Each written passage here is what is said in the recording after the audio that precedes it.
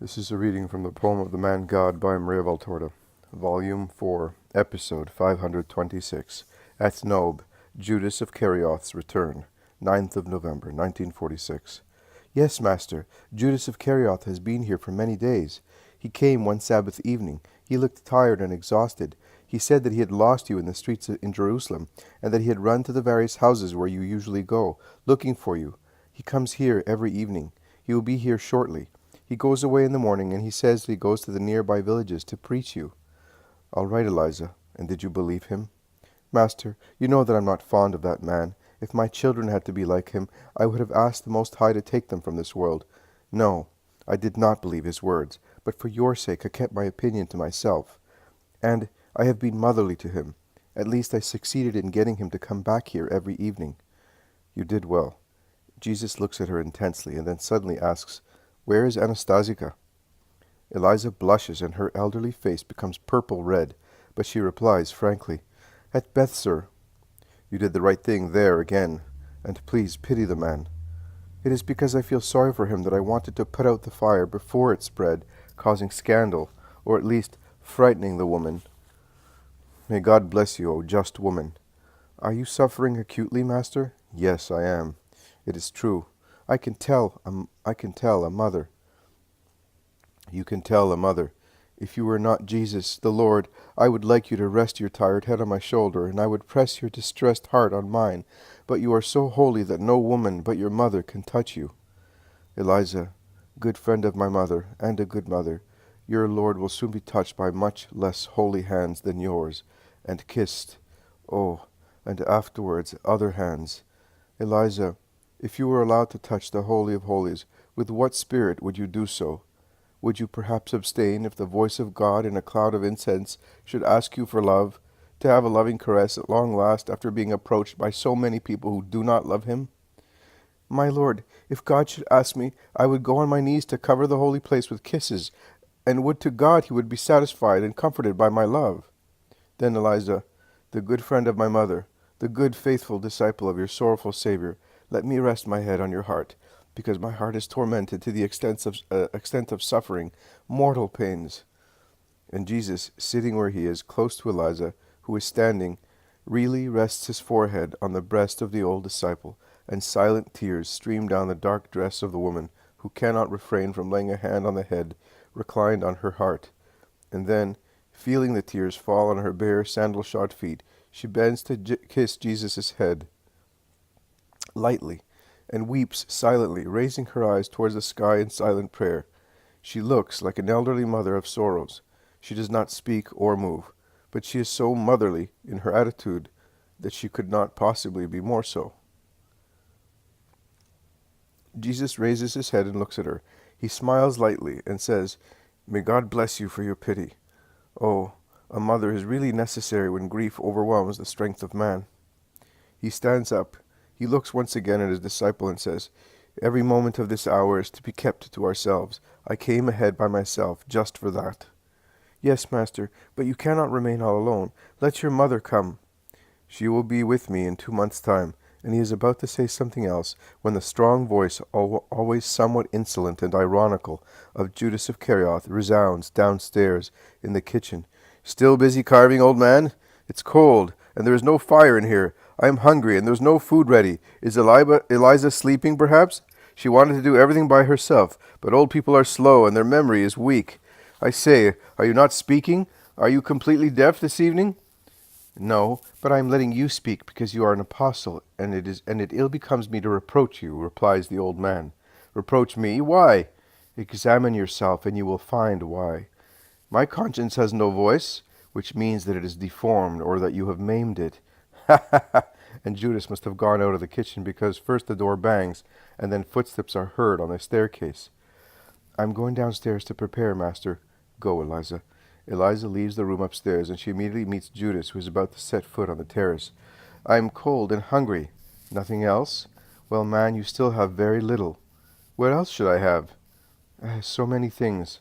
Eliza's voice fades away. They are old fools. Ugh!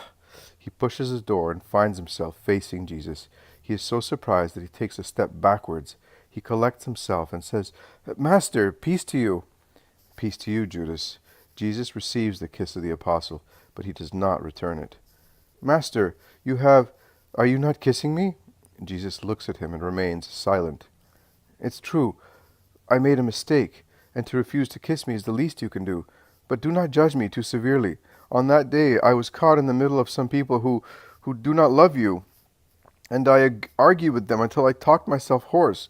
Later I said, I wonder where he has gone, and I came back here, waiting for you. Isn't this house yours by now? While they allow me. You will not bear me a grudge for that. No, I only want you to consider the example you have set for the others. I can already hear their words, but I have reasons that will justify me with them. I'm not even doing it with you, because I know that you already have forgiven me. I have already forgiven you, that is true.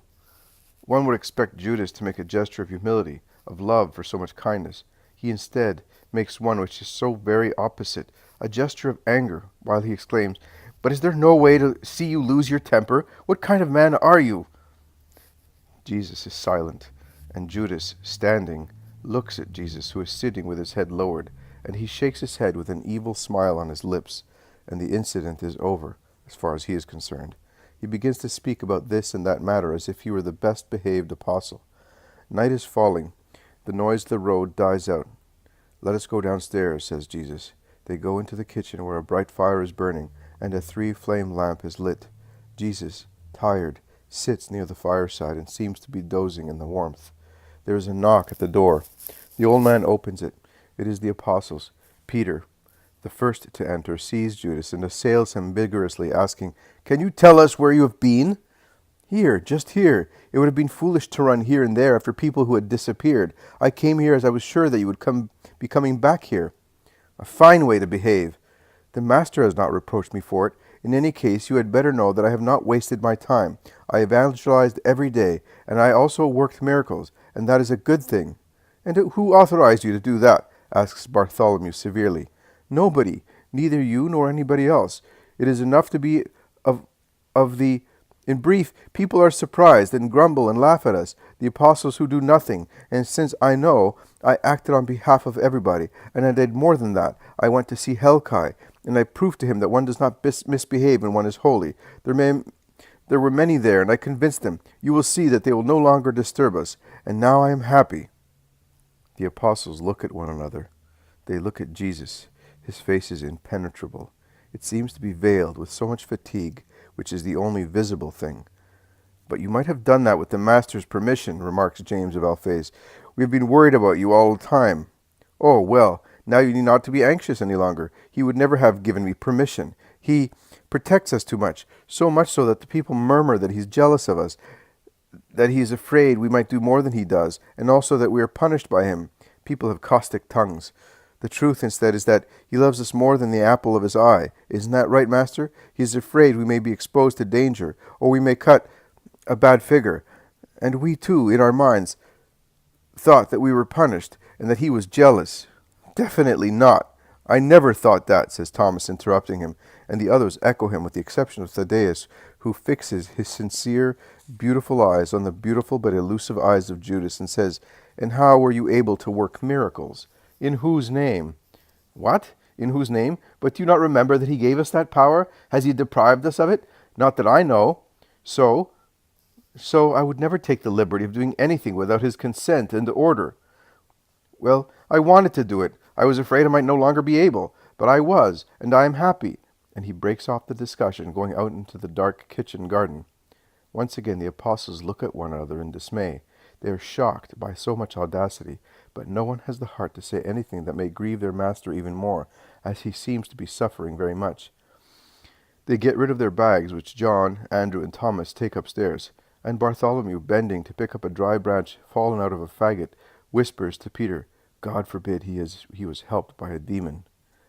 Peter makes a gesture with his hands, as if he wished to say, Goodness gracious, but he does not say one word. He goes to Jesus, and laying a hand on his shoulders, he asks him, Are you so tired? Yes, Simon, I am. It's ready, Master. Come to the table. Or, no, remain there, near the fireside. I will bring you some milk and bread, says Eliza. In fact, she puts a big bowl of steaming milk and some bread spread with honey on a tray, and takes it to Jesus. And she waits while he, standing, offers the food. Then she crouches on the floor like a good, old mother, anxiously wishing to console him, and she smiles at him, urging him to eat. And when Jesus lovingly reproaches her for spreading the bread with honey, she replies, I would give you my blood to invigorate you, my master.